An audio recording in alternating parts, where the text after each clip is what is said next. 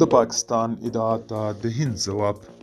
نړۍ پوهیږي چې د ترهګرۍ مرکز چیرته دی. سلام، وخت مو بخیر. پام مو کوي د نن ورځې تازه خبر ته.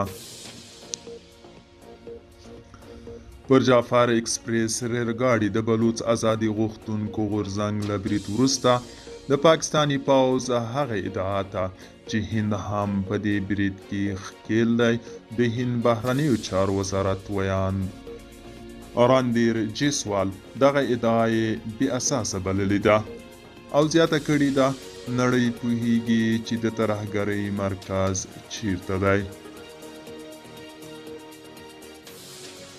نوموړي ویلي پاکستان باید پر نورو د خپلو ستونزو غورځولو او نور د خپلو ناکامیو له امله مقصر بللو پر ځای خپل داخلي وضعیت ته پاملرنه وکړي. دوستانو، دا و د نن ورځې چمتو کلی خبر. تر بیا وخت الله سپارم.